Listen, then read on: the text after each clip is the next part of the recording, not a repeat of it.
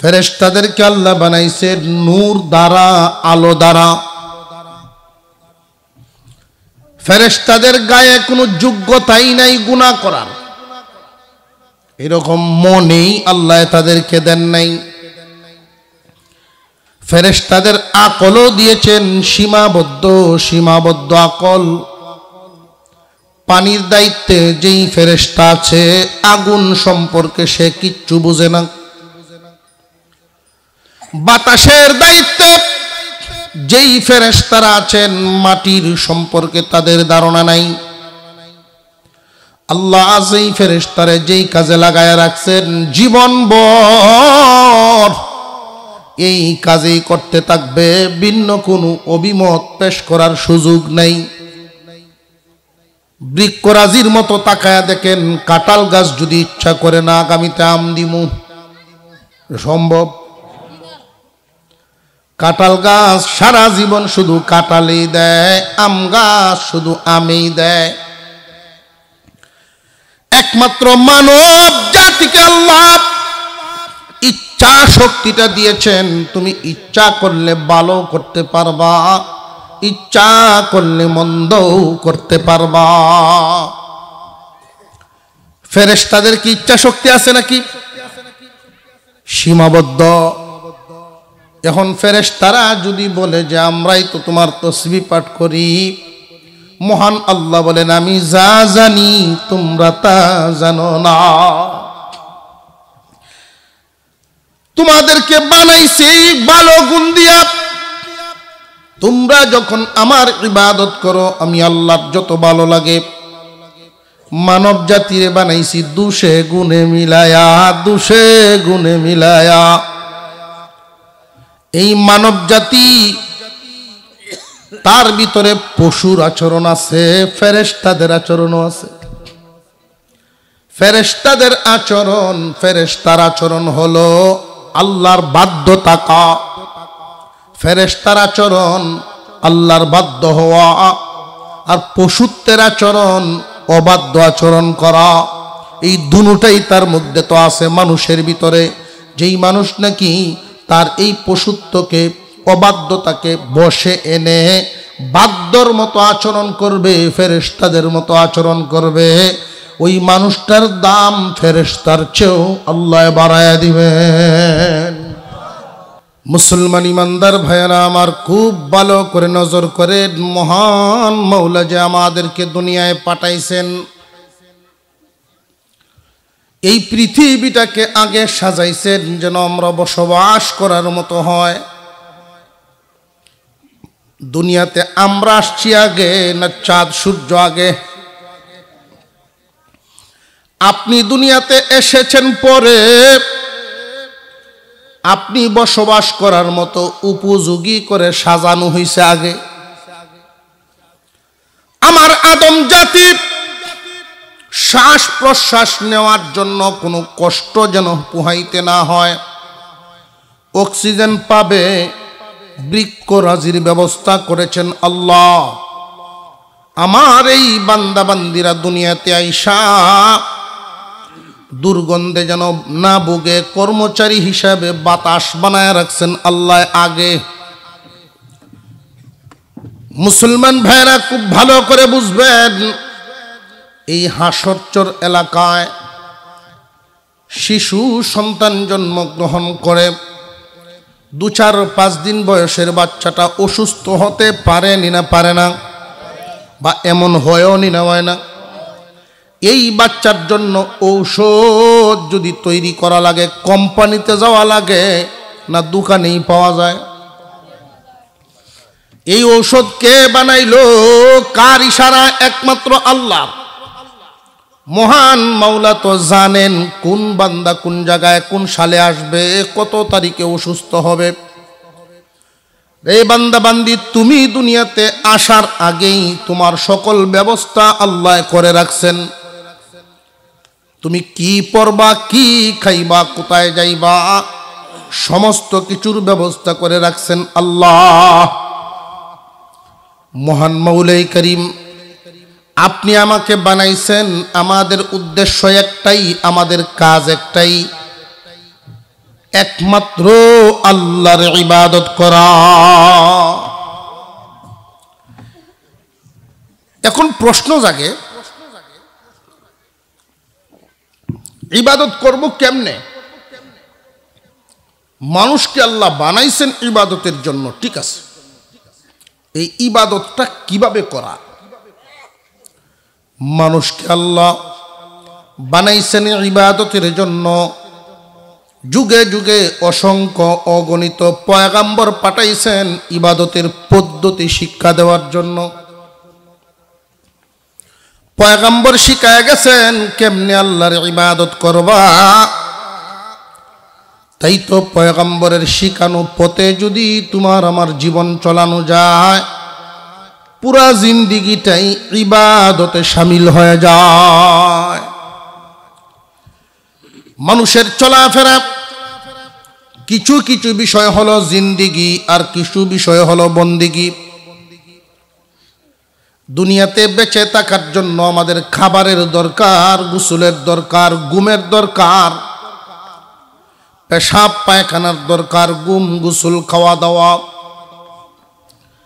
এই কাজগুলো একজন মানুষ যদি মুসলমান হয় তার জন্য দরকার, কাফেরেরও তো দরকার। ওই হুজুর আকরাম সাল্লাল্লাহু আলাইহি ওয়াসাল্লাম এই পৃথিবীর জমিনে এসেছেন, মানুষ থেকেই আল্লাহ ওনাকে নির্বাচন করেছেন। মানবীয় গুণে গুণান্বিত ছিলেন। উনি সুখে হাসতেন, দুঃখে কাঁদতেন।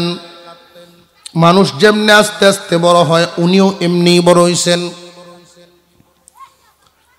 আল্লাহর পয়গম্বরের খানার সুরত, আল্লাহর পয়গম্বরের ঘুমের সুরত, আল্লাহর পয়গম্বরের পেশাব পায়খানা গোসল, এমনকি ঘুম থেকে আরেকবার ঘুমানো পর্যন্ত এই 24 ঘন্টার ভিতরে উনি যা করতেন সবকিছুই আল্লাহর কাছে ভালো লাগতো। আল্লাহ পাক রব্বুল আলামিন জানায় দিলেন, ও দোস্ত আমার, আমি আপনারে পাঠাইলাম, আপনার কাজের সাথে যার কাজ মিলে যাবে, আপনার কর্মের সাথে যার কর্ম মিলে যাবে, আপনার খানার সাথে যার খানা মিলবে। দুনিয়ার চাহিদা জিন্দিগির জন্য তো মানুষ খানা খায়, যদি আপনারটার সাথে মিলে তার খানাটাই বন্দেগীতে পরিণত হবে। আপনার ঘুমের সাথে যার ঘুমটার নিয়ম মিলে যাবে, তার ঘুমটাই ইবাদতে শামিল হবে। আপনি আপনার মর্জি মাফিক ডাইনিং টেবিলেও খাইতে পারবেন, তবে এটা বন্দিগি হবে না, জিন্দিগি হবে। আপনার মর্জি মাফিক গোসল করতে পারবেন, এটা জিন্দিগি, বন্দিগি না। আমরা মনে করি বন্দিগি পরিচালনা করা, আল্লাহর বন্দিগি করা এত সহজ না, কঠিন মনে করি। আমি একদিন গ্রামের বাড়িতে গেছি, যে বাপ চাচা যারা আছে ময় মুরব্বী, তার সাথে একটু দেখা সাক্ষাৎ করি আই। তো গিয়া দেখি এক লোক ক্ষেতের সাইড লয় কোদাল দেয়। আপনারা কোন কাঁচা কই, কাঁচা না? তো দূর থেকে আমি ডাক দিছি, আমি রাস্তার দ্বারায়, চাচা কেমন আছেন বেটা, একটু এদিকে আইন, একটু গপসপ করি, আর লেমটিটা একটু খুলেন, একটা সালাম দিই। লেমটি কি? 3 আঙ্গুল বাঁশ।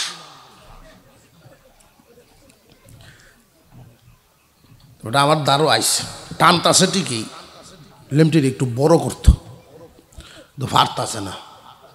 না পারার কারণ হইল লেমটি ফিন্দার সময় যে একটা মুসরা বেনিটা যে ফাঁকা ইনছিল লঙ্গিটারে, এটা খুলবো কেমনে? অবশেষে লেমটি কুলন লাগছে। আমি বললাম, গৃহস্থী করবেন ভালো কথা, এগুলো তো সওয়াবের কাজ। আপনার এই কৃষি, আপনি যে ধান করলেন, সব ধান কি ঘরে আসে না কিছু হইলেও পরে? হাঁসে খায়, পোকামাকড়ে খায়, পাখিরায় খায়, এগুলো সৎকার সওয়াব। এটা তো ভাবছি না বেটা, আমি তো মনে করছি খালি সুবহানাল্লাহ আর আলহামদুলিল্লাহতে সওয়াব। না, আদম জাতির প্রতি আল্লাহ এত খুশি, বিশেষ করে মুমিন তার তরবারি উভয় দিকেই দাঁড়ালো, এদিকে নিলেও সব, এদিকে নিলেও সব। লেমটিনের না দিলে কি বলে গৃহস্থী চলে না? বেটা আমারে কই সরহ কারো এ কইলে হইতো না, খেতো লাম্মে দেখো, খেতো লামলে বোঝা গেল, খেতো লামলে লেমটি ছাড়া লামার বাও নাই। অথচ এই জমিনে এমন মানুষও আছে ফরজ তরক না করেও গৃহস্থী করছে, আছে না নাই? অনেক ফ্যাক্টরি এমন আছে, 1000-1500 শ্রমিক কাজ করতেছে, ছোট ফ্যাক্টরি। এমন ফ্যাক্টরি আছে 20,000-25,000 শ্রমিক কাজ করতেছে। বেশিরভাগ মানুষই মনে করে সংসার চালায়া, চাকরি চালায়া, কর্ম চালায়া ইবাদত ঠিক রাখা যায় না। অথচ তাদের মধ্যেই এমন কিছু লোক আছেন শত ব্যস্ততার ভিতরেও ইবাদত ঠিক রাখছে। আমি শঙ্কিত, আমি ভীত, 10 বছর, 15 বছর, 20 বছর পরে আমাদের জেনারেশন যেই দিকে আগাচ্ছে, যেই দিকে অগ্রসর হচ্ছে, তাদেরকে দস্তরখান চিনাইলে দেখায় চিনানি লাগবো যে এইটার নাম দস্তরখান, নাম শুনে চিনব না, কোন কামে লাগে এটাও বুঝবো না। এই হাসারচর এলাকায়, আপনাদের এই গ্রামে যদি 500 পরিবার তাকে বুকে হাত দিয়ে বলেন দস্তরখান ব্যবহার করে নেওয়ালা অর্ধেক হইব, তাহলে এই সুন্নাত দিন দিন বিলুপ্তির দিকে, দিন দিন বিলুপ্তির দিকে। আমি গত কুরবানির আগের কুরবানি 1 সপ্তাহ আগে কোনো কারণে মসজিদে ঢাকায় গেছি না, এলাকায় জমা করছি। তো বাজার মসজিদে আমার দেখি হুজুর কিছু কথা, তো প্রসঙ্গে ফাটা কুরবানি দেওয়ার কথা কইছি। ফাটা কুরবানি দিলেই তো, যেই আমি কইছি যে ফাটা কুরবানি দেওয়ান যাব, এখন তো মুসলমান একটা হাসাহাসি শুরু করলো। মানে এইটা তাদের কাছে আশ্চর্যজনক মনে হয়েছে। হুজুর কয় কি, ফাটা তো হুজুর মন্দির অন্য বলি দেয়। বুঝছেন এটা কতটুকুন বিলুপ্তি হয়েছে, যে মানুষের অন্তর থেকেই চলে গেছে এটা, যে জায়েজ একটা জিনিস যখন ভুলে যায় এটা বিলুপ্ত হয়ে যায়। অথচ পাটা কুরবানি দেওয়া না জায়েজ, না জায়েজ, গোশতটা গন্ধ করে, তার কাছে গেলে একটা দুর্গন্ধ লাগে। দুর্গন্ধ লাগবো না, লালন পালনের পদ্ধতি ঝামেলা, গোসল দেয় না, পেশাব দিয়ে মাখায়, দুর্গন্ধ তো হইবই। এটারে যদি পরিষ্কার পরিচ্ছন্ন করে রাখতো, ফাটা আর দেখা সমান হইতো। এখন বুঝছেননি, ফাটা আর দেখা একজাত না, দামরা আর খসি একজাত। তাহলে দেখা যদি কুরবানি চলে, বাজারে গিয়ে তো দেখা হইতো খাই আমরা, তাহলে ফাটায় দুষ করলো কি, হের কি অপরাধ? তখন তাদের বুঝাইছে যে হুজুর তো ঠিক হয়ে কইছেন। এই দস্তরখান কত বড় ফজিলতপূর্ণ একটা সুন্নত। দস্তরখান বিছায় খানা খাইলে 100 শহীদের সব। ফারবাইনি বাড়িতে গে চালু করতেন আজকে না, যদি মনে মনে কইন যে না বিয়ের বাড়ির তো এই ডাইনিং টেবিল দিয়ে দিছে হুজুর, এটি কি তা করতাম, চেয়ার টেবিল ডাইনিং টেবিল এটি যে দিল, এটি কি তা করতাম। যদি কুস্তা করতে নাই পারবেন আমার দিলাই, আমি চেয়ার টেবিল বানাই আমার দিলাই। দস্তরখান ভুলে যাচ্ছে মানুষ। বাটি অঞ্চলে এক প্রোগ্রামে আসছি, তো একজন মেম্বার বেটা খুব শখ আমারে না খাওয়াইবে, হুজুর আইলে উনতে আমারে দিবে। তার মনে মনে যে আমার নিয়ে যদি খাওয়াইতে পারে তো হারা বছর আকাম কুকাম যা করছে এটি কফার হইব, এটি তো মনে মনে তার। নইলে এত পাগল তো কথা না। নিচে তার গরো গিয়া দেখি যে লাইটিং টাইটিং করে খুব সুন্দর ফার্নিচার নতুন বানাইছেন। কয় না হুজুর আল্লাহর মাল পুত্রে বিয়া করাইছি, আল্লাহর মাল পুত্রে বিয়া করাইছেন। শ্বশুর বাড়ি তো দিছে, সব আবার ব্যয় দিছে। জিনিস তো খুব ভালোই দিল, আপনার ব্যয় তো মন বড়। কয় না সবই ঠিক আছে, এই ডাইনিং টেবিলের যে তক্তাটি এটি একটু অসার দেলাইছে, লাইট ধরে দেখায় আমার, আর আমার খালি মেজাজ গরম হইতেছে। শরীফ ঠিক আছে, সব সময় তো আর শরীফ না, ওই জন্য আমি কওয়াটাও দিছি ভালো করিয়া। ব্যয় এত কিছু দিছে, কাঠটা একটু অসার, এই জন্য নাকি কওয়াটাও দিছে। আমি বলছি আপনার মতো বেশরমা এই এলাকাত নাই। এখন বেড়ার চেহারার মধ্যে রূপ পরিবর্তন কেন হুজুর? যে উনি মেয়ে জন্ম দিয়া অপরাধ করছে বোঝা যায়। মেয়ের বাপের উপরে এত জুলুম কেন? উনি খুশি হইয়া যা ভাসছে দিছে, শুকরিয়া আদায় করে। খাট কি সুন্দর, এই মেয়ের খাটের মধ্যে ছেলে শোয়।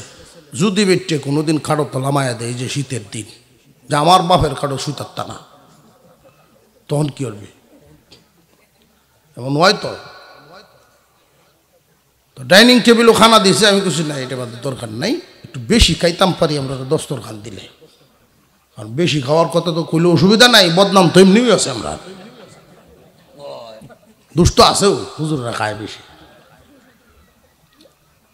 দস্তরখান দেন, বড় গামছা বিছে দেলাইন একটা গামছা। কয় না গামছা না, দস্তরখান আছে আমরা করো, তুকায়া ভাই না। তো দস্তরখানা আছে তো তুকাইন কেন লাগে? কয় সবসময় তো আর আমরা কাম কাজ থেকে আয়া ভাগ লইয়া বসে গিয়ে খাইতাম। তুকায়া ভাইল না, গেছে গরো পাক গরো গেছি গায়ে, হে তুই যে বর্ষাকালো কাপড়ের ভাইর দিয়ে জোড়া লাগাইয়া বানাইছিলে দস্তরখান, এটা কই? কথা শিখাইল চোখাইল লেগে খাটাসের মতো বেটি যে বেটারে খাটাস কইতাছে, এটাও শোনা যায় এর থেকে।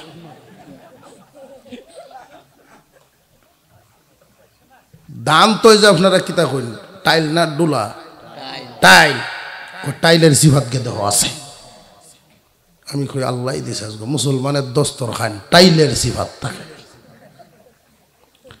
এই দস্তরখান এত নিত্য প্রয়োজনীয় জিনিস, দৈনিক তো 3 বার লাগে কমপক্ষে। দৈনিক কয়বার লাগে? আপনার ব্যবহারের জুতাটার মধ্যে যদি কোনো মাখরে ইচ্ছা করে যে একটা জাল বানতাম, এই সময় ভাইব সব সময় ব্যবহারের জিনিস এটা,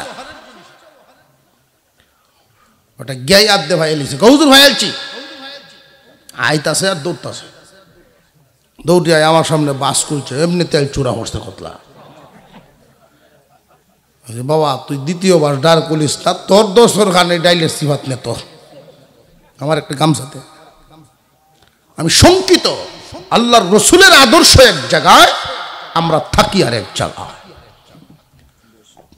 এই উম্মত কোন নবীর উম্মতে সফলতা পাবে না, পাই নাই। উম্মতের উপরে আল্লাহর আযাব গজব আসছে কখন? ইতিহাস আমাদেরকে যা শিক্ষা দেয়, প্রত্যেক নবীগণের যে উম্মতরা যারা লাঞ্ছিত হয়েছে, বঞ্চিত হয়েছে, ক্ষতিগ্রস্ত হয়েছে, কখন? তাদের যার যার নবীর আদর্শ থেকে দূরে সরে গেছে যখন। আমরা সেই দিকে আগাচ্ছি এখন। মুসলমান ইমানদার ভাইরা আমার, আল্লাহ পাক রব্বুল আলামিন উম্মতে মুহাম্মাদের মর্যাদা বাড়ায়া দিয়েছেন, দাম বাড়ায়া দিয়েছেন, কিন্তু দামি মানুষ হয়েও কম দামি কাজ করেন। আল্লাহ পাক রব্বুল আলামিন এই মানুষটারই বড় আদর করে বানাইছেন। যেই দিন মানুষ বানাইবেন আল্লাহ, ফেরেশতাদের সাথে আলোচনা করেছেন, আদম জাতি বানাইতাম, আদম জাতি আমার খলিফা। وَإِذْ قَالَ رَبُّكَ لِلْمَلَائِكَةِ إِنِّي جَاعِلٌ فِي الْأَرْضِ خَلِيفَةً।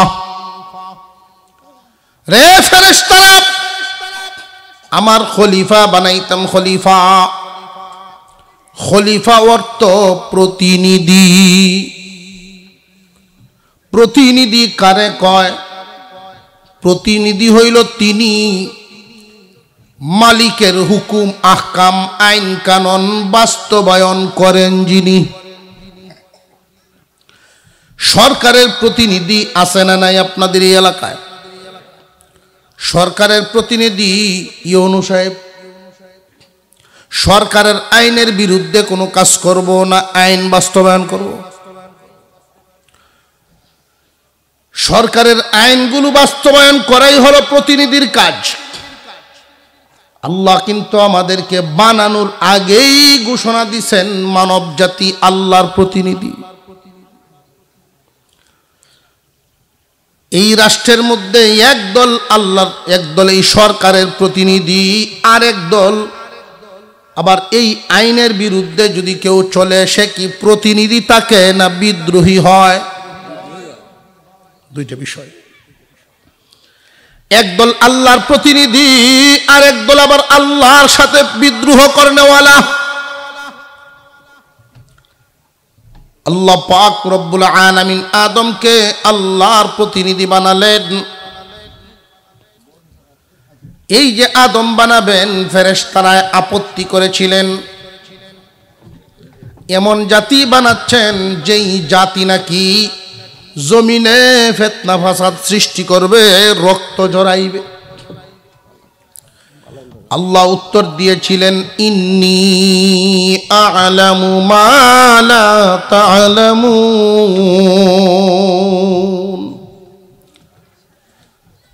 আমি যা জানি তোমরা তো তা জানো না। মুফাসসিরিনে কেরাম এর ব্যাখ্যায় লেখেন, আল্লাহ যে বললেন আমি যা জানি তোমরা তা জানো না, এর একটা অর্থ হইল এই আদমকে আমি কি দিয়ে বানাইছি আর তোমরা কি দিয়ে বানাইছি এটা আমি জানি, তোমরা জানো না। ফেরেশতারা বলছিল, নাহনু নুসাব্বিহু বিহামদিকা ওয়া নুকদ্দিসু লাক, আমরাই তো তোমার বরত্ব প্রকাশ করি, তোমার তাসবিহ পাঠ করি। এই আদম বানানির দরকার কি তোমার ডাকার কারণে? মহান আল্লাহ জবাব দিয়েছিলেন, আমি যা জানি তোমরা তা জানো না। কি? তোমরা যেই বস্তু দিয়া, যেই পদার্থ দিয়ে বানানো হয়েছে, আদমকে ভিন্ন পদার্থ দিয়ে বানানো।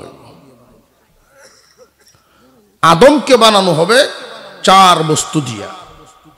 কয়টা? আগুন, পানি, মাটি, বাতাস। এই 4 বস্তু দিয়া আদমকে বানানো হবে। এই 4টার মূল খাসলত কিন্তু খারাপ। ফেরেশতাদেরকে আল্লাহ বানাইছে নূর দ্বারা, আলো দ্বারা।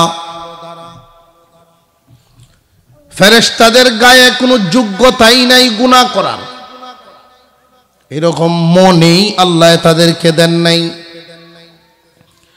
ফেরেশতাদের আকলও দিয়েছেন সীমাবদ্ধ আকল। পানির দায়িত্বে যেই ফেরেশতা আছে, আগুন সম্পর্কে সে কিচ্ছু বুঝে না। বাতাসের দায়িত্বে যেই ফেরেশতারা আছেন, মাটির সম্পর্কে তাদের ধারণা নাই। আল্লাহ যেই ফেরেশতারে যেই কাজে লাগায় রাখছেন, জীবনভর এই কাজেই করতে থাকবে, ভিন্ন কোনো অভিমত পেশ করার সুযোগ নেই। বৃক্ষরাজির মতো তাকায়া দেখেন, কাঁঠাল গাছ যদি ইচ্ছা করে না আগামীতে আম দিমু, সম্ভব? কাঁঠাল গাছ সারা জীবন শুধু কাঁঠালই দেয়, আম গাছ শুধু আমই দেয়। একমাত্র মানব জাতিকে আল্লাহ ইচ্ছা শক্তিটা দিয়েছেন। তুমি ইচ্ছা করলে ভালো করতে পারবা, ইচ্ছা করলে মন্দও করতে পারবা। ফেরেশতাদের কি ইচ্ছা শক্তি আছে নাকি? সীমাবদ্ধ। এখন ফেরেশতারা যদি বলে যে আমরাই তো তোমার তসবিহ পাঠ করি, মহান আল্লাহ বলেন আমি যা জানি তোমরা তা জানো না। তোমাদেরকে বানাইছি ভালো গুণ দিয়া। তোমরা যখন আমার ইবাদত করো আমি আল্লাহর যত ভালো লাগে। মানব জাতিরে বানাইছি দুষে গুণে মিলায়া, দুষে গুণে মিলায়া। এই মানব জাতি তার ভিতরে পশুর আচরণ আছে, ফেরেশতাদের আচরণও আছে। ফেরেশতাদের আচরণ, ফেরেশতার আচরণ হলো আল্লাহর বাধ্য থাকা। ফেরেশতার আচরণ আল্লাহর বাধ্য হওয়া, আর পশুত্বের আচরণ অবাধ্য আচরণ করা। এই দুটোটাই তার মধ্যে তো আছে মানুষের ভিতরে। যেই মানুষ নাকি তার এই পশুত্বকে, অবাধ্যতাকে বশে এনে বাধ্যর মতো আচরণ করবে, ফেরেশতাদের মতো আচরণ করবে, ওই মানুষটার দাম ফেরেশতার চেয়েও আল্লাহ বাড়ায়া দিবেন। ভালো করার যোগ্যতাও আছে, মন্দ করার যোগ্যতাও আছে। মানুষকে বানাইছেন যে চারটা পদার্থ, এই চারটা পদার্থর খাসলত খুব খারাপ। কেমন খারাপ? আগুন, পানি, মাটি, বাতাস। কয়টা? আগুনের খাসলত খুব খারাপ। আগুনের মধ্যে কোনো গুণ নাই, মূলত দোষ। যে এই গুণ যে আমরা পাই তাহলে সেটা কি? এইটা গুণটা আসলে তার না, এটা তারে আমাদের নিয়ন্ত্রণে না বাইর করতে হয়। আগুনকে যদি তার নিজের হালতে ছেড়ে দেন, কোনো কিছুকেই রাখবে না, সব জ্বালায়া দিব। তার থেকে যদি ফায়দা বের করতে হয় তাহলে আপনার বশে রাখবেন, আপনার নিয়ন্ত্রণে রাখবেন, ফায়দা পাবেন। তার হালতের উপরে ছাড়লে কোনো কিছুই ছাড়বে না। ক্ষতি করার যোগ্যতা হইল আগুনের। পানির খাসলত যখন বন্যা আসে অবস্থাটা কি হয় দেখছেন তো? থইয়া যায় না, সব লইয়া যায়। পানির খাসলত হইল লালসা, সে শুধু নিত, তার ওইতো। মানুষ বুড়া হয়ে গেলেও দেখবেন লালসা কমে না। প্যারালাইসিসের রুগী, এর পরেও দোকান বাড়া, বড় জমিনটা বড় খেত, দান খতলা হয়েছে, এটা জিগায়। আগুন, পানি, তারপরে হলো মাটি। মাটির খাসলত গোপন করা। গোপন করা মাটির খাসলত দেখবেন মাটির পেটের ভিতরে স্বর্ণের খনি, গ্যাসের খনি, কত দামি দামি সম্পদ, সে কি দেয় না গোপন করে? এই গোপন করার খাসলত মানুষের ভিতরেও আছে। বাপের কাছে কি পরিমাণ সম্পদ আছে হুতে জানে না। স্বামীর গোপন কথাগুলো সব স্ত্রী জানে না। গভীর রাত্রে যদি তার মোবাইলে কল আসে, মোবাইল লইয়া বাইরে জায়গা আওয়ার ভরে জিগায় কেডায় ফোন দিয়েছিন, কয় তুই চিনতে না। গোপন করা আছে না। বাতাসের খাসলত উপরে উঠা। মানুষের ভিতরে দেখবেন এই প্রতিযোগিতা, কার উপরে খেলা উঠত, কার চাইতে কে বড় হইত। এটাকে দমন করা, নিয়ন্ত্রণ করা এত সহজ না, এত সহজ না।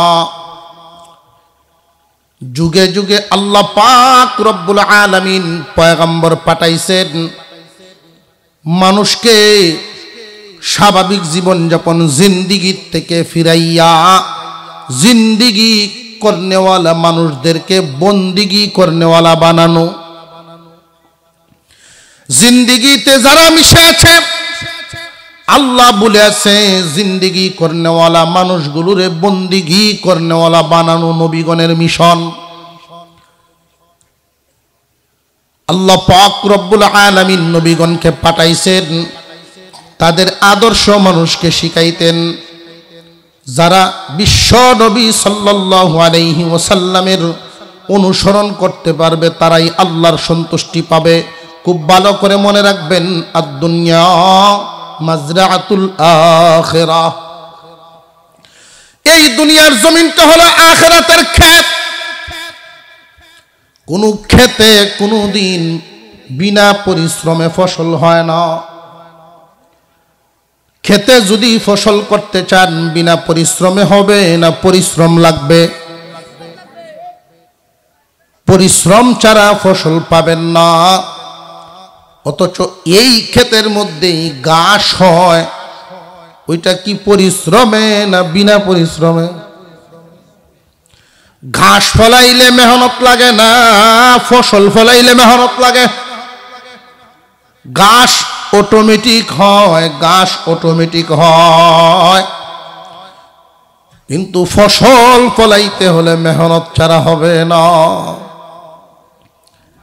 আপনি আমাকে যে আল্লাহ বানাইছেন, আগুন পানি মাটি বাতাস, এই চার পদার্থ দিয়া বানাইছেন। চারটার খাসলত দোষ আমার মধ্যে আছে। আবার এরপরে রূহ ঢুকাইছেন আল্লাহর পক্ষ থেকে, ওইটার মধ্যে গুণ আছে। এখন বুঝে রাখবেন, আমাদের যে বডিটা, এই বডির মধ্যে অংশ কয়টা? দুইটা। একটা হইল বডি আর একটা হইল আত্মা। একটা হইল বডি আর একটা হইল আত্মা। দুইটার সমন্বয়ে তারে বলা হয় মানুষ। নইলে সারা বডিতে দেখেন এক একটা অঙ্গের আলাদা আলাদা নাম আছে। চোখের নাম চোখ, নাকের নাম নাক, কানের নাম কান, আলাদা আলাদা অঙ্গের নাম আছে। বলুন দেখি কোন অঙ্গটার নাম মানুষ আছে? মানুষ কোন অঙ্গটার নাম আছে কি? নাই, পাবেন না।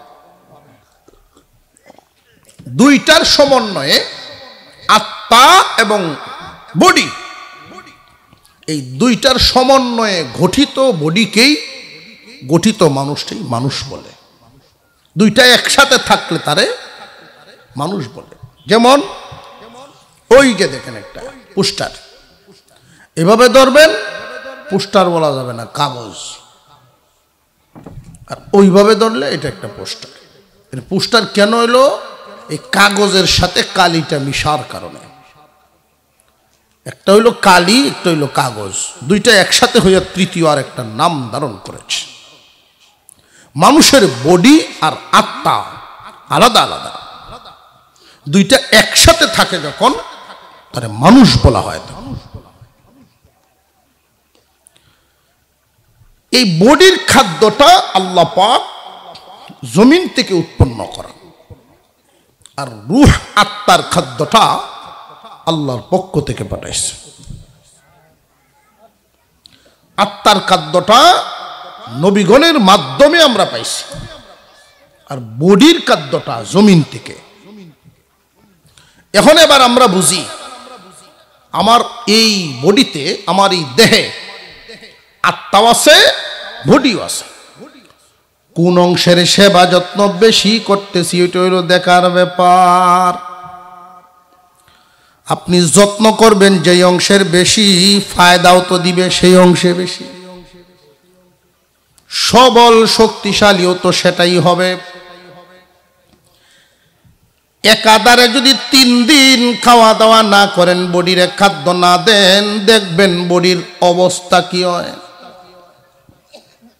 আল্লাহর দেওয়া আসমানি ইলম, নবীগণের তরিকা দিয়েই হলো আত্মার খাদ্য। আত্মার খাদ্য তোমরা দাও না, আত্মা সবল থাকবো কেমনে? আত্মা তো দুর্বল হইবই। এই জন্যই জেনে রাখবেন, একটা মানুষের মধ্যে ভালো করার যোগ্যতাও আছে, মন্দ করার যোগ্যতাও। মন্দ জিনিস যখন দেখে গুনার সম্মুখীন হয়ে গেলে আত্মায় তারে বাধা দেয়, রূহ তারে বাধা দেয়, গুনাহ করিস না রে, এটা পরীক্ষার হল, গুনাহ করিও না, গুনাহ করিও না। নফস চাইতেছে গুনাহটা করার জন্য, মনের চাহিদা পূরণ করবে। আত্মা হইল বুকা ফাঁকা উপবাস, আত্মার গায়ে শক্তি নেই, বডির গায়ে শক্তি। নফস তো সকালে খায়, দুপুরও খায়, অর্থাৎ বডির যত্ন কি পরিমাণ, বডির যত্ন। আত্মার কোনো যত্ন নাই, এই জন্য দুইটায় লাগলে অবশেষে আত্মায় পারে না, বডি গুনাহ করে। বুঝে আসতেছে আপনাদের? কথাটি একটু কঠিন হইতেছে, বুঝতেছি। বুঝতেছেন বিষয়টা? আমি 2-3 দিন যাবত একটু অসুস্থ, চা আরো লাগবো, একটু গরম হইলে আর একটু ভালো হতো।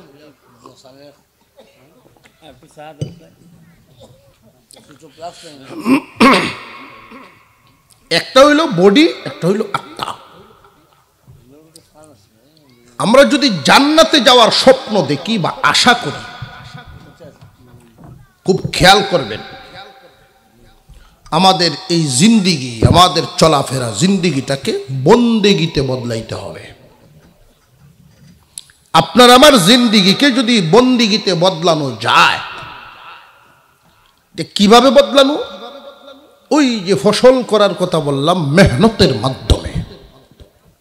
এমনি হবে না, কারণ আমার মধ্যে দোষও আছে, গুণও আছে। কিন্তু দোষী অংশ যেটা, ওইটারে যত্ন করতে করতে তেল তেলা বানাই লেছি। গুণী অংশ যেটা, ওইটারে না খাওয়াইতে না খাওয়াইতে শুকাই লেছি। দুইটা যখন একসাথে কোনো দিকে যায়, মন্দ কামে বেশি হয়, হেসুর শক্তি বেশি। আস্তে আস্তে মেহনতের মাধ্যমে পরিবর্তন আনতে হবে। কিভাবে মেহনতটা করবেন বুঝে রাখেন। আল্লাহ পাক রব্বুল আলামিন এক আয়াতের মধ্যে বলেন, ইয়া আইয়ুহাল্লাযীনা আমানু দুখুলু ফিস সিলমি কাফা ওয়া লা তাত্তাবিউ খুতুওয়াতিশ শাইতান ইন্নাহু লাকুম আদুউম মুবিন। রে ইমানদারগণ, পরিপূর্ণভাবে ইসলামের ভিতরে ঢুকিয়া যাও। আমরা এখানে যারা আছি ইমানদার, হাত উঠান দেখি কে কে ইমানদার। নারে তাকবীর, হাত নামান। আমাদের সমাজে বিয়ে শাদী আছে না নাই?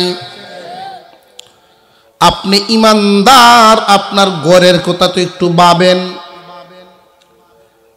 আপনি ইমানদার, আপনার ঘরে ইসলাম কি পরিমাণ সে একটু হিসাব মিলান তো দেখি। আপনি ইমানদার, ইমানদার ব্যবসা করে কিন্তু ব্যবসায় ইসলাম নাই। ইমানদার গৃহস্থী করে, গৃহস্থীতে ইসলাম নাই। ইমানদারের বিয়ে শাদীতে ইসলামী নিয়ম নীতি নাই। কোন অংশটার মধ্যে ইসলাম? এমন এক পরিস্থিতি হয়েছে, মুসলমানের ইসলামকে শুধু মসজিদে নামাজে আর জানাজায় সীমাবদ্ধ। নামাজে আর জানাজার মধ্যে মুসলমানি, অন্য কোনো জায়গায় মুসলমানি কালচার আমরা ধরে আনতে চাই না। এটা এমনি হয় না, দীর্ঘদিন বদভ্যাস হওয়ার কারণে। আমি আপনাদেরকে বলে যাই, নিজের বডিতে কিভাবে ইসলাম ফিট করবেন। আপনার খাওয়া, আপনার ঘুম।